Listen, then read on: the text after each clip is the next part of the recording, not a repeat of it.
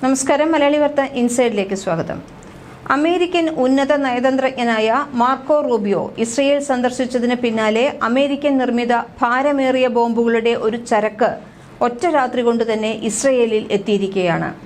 ഇസ്രയേലിന് 2000 പൗണ്ട് അതായത് 900 കിലോ ഭാരമുള്ള ബോംബുകൾ വിതരണം ചെയ്യുന്നതിനുള്ള താൽക്കാലിക വിലക്ക് US പ്രസിഡന്റ് ഡൊണാൾഡ് ട്രംപ് പിൻവലിച്ചു. ഇതിന് തൊട്ടു പിന്നാലെയാണ് ബോംബുകൾ എത്തിച്ചത്. പ്രസിഡന്റ് ഡൊണാൾഡ് ട്രംപിന്റെ ഭരണകൂടം അടുത്തിടെ അംഗീകരിച്ച MK-84 യുദ്ധോപകരണങ്ങളാണ് ഇസ്രയേലിൽ എത്തിയിരിക്കുന്നത്. ബൈഡൻ ഭരണകൂടം തടഞ്ഞുവെച്ച ആയുധങ്ങൾ ഇസ്രയേലിന് നൽകുമെന്ന് അധികാരത്തിലെത്തിയതിനു ശേഷം ട്രംപ് പറഞ്ഞിരുന്നതാണ്. 2000 പൗണ്ട് ഭാരമുള്ള നിരവധി MK-84 യുദ്ധോപകരണങ്ങൾ വഹിച്ചുകൊണ്ടുള്ള ഒരു കപ്പൽ അഷ്ദോദ് തുറമുഖത്താണ് എത്തിയത്. പിന്നീട് ബോംബുകൾ ഡസൻ കണക്കിന് ട്രക്കുകളിൽ കയറ്റി ഇസ്രയേലി വ്യോമതാവളങ്ങളിലേക്ക് കൊണ്ടുപോകുകയും ചെയ്തതായി മന്ത്രാലയം അറിയിച്ചു.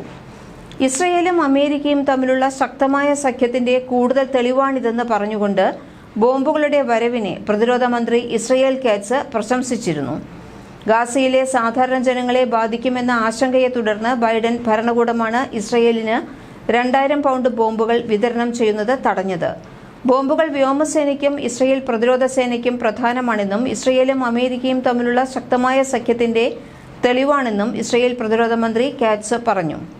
US-ൽ നിന്ന് ഇസ്രയേൽ വാങ്ങിയ 76,000 ടൺ സൈനിക ഉപകരണങ്ങളുടെ ഭാഗമാണ് MK-84 ബോംബുകൾ.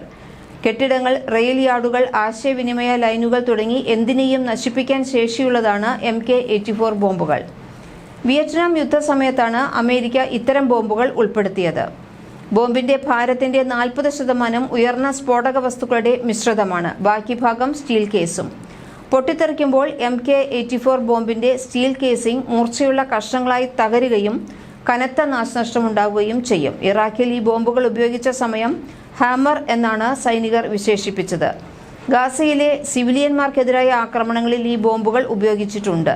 തെക്കൻ ഗാസ നഗരമായ റാഫയിൽ ഇസ്രയേൽ അധിനിവേശം നടത്തിയാൽ വിനാശകരമായ പ്രത്യാഘാതങ്ങൾ ഭയന്ന് മുൻ പ്രസിഡന്റ് ബൈഡൻ ഇസ്രയേലിലേക്കുള്ള MK-84ന്റെ കയറ്റുമതി താൽക്കാലികമായി നിർത്തിവച്ചിരുന്നതാണ്.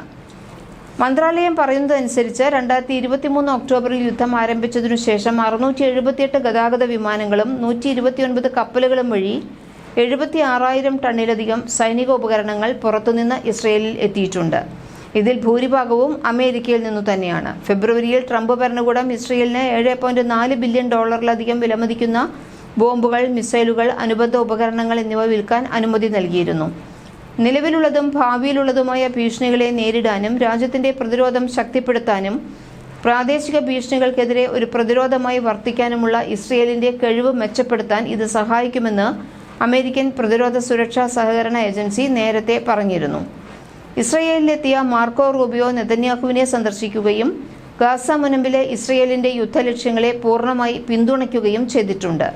ഹമാസിനെ ഉന്മൂലനം ചെയ്യണമെന്നാണ് അദ്ദേഹം പറയുന്നത്. ഇതേസമയം യുദ്ധം തുടങ്ങിയ സമയത്ത് തട്ടിക്കൊണ്ടുപോയ തടവുകാരെ ഹമാസ് വിട്ടയച്ചില്ലെങ്കിൽ നരകത്തിന്റെ വാതിലുകൾ തുറക്കപ്പെടുമെന്ന് നെതന്യാഹു വീണ്ടും വെല്ലുവിളിച്ചിട്ടുമുണ്ട്. ഹമാസിന് ഒരു സൈനിക ശക്തിയായോ സർക്കാർ ശക്തിയായോ തുടരാനാവില്ല എന്ന് പറഞ്ഞ റൂബിയോ ഒരു ശക്തിയായി അത് നിലനിൽക്കുന്നിടത്തോളം കാലം സമാധാനം അസാധ്യമാകുമെന്നും അതുകൊണ്ട് ഹമാസിനെ നശിപ്പിക്കണമെന്നും റൂബിയോ വ്യക്തമാക്കിയതായാണ് റിപ്പോർട്ടുകൾ പറയുന്നത്.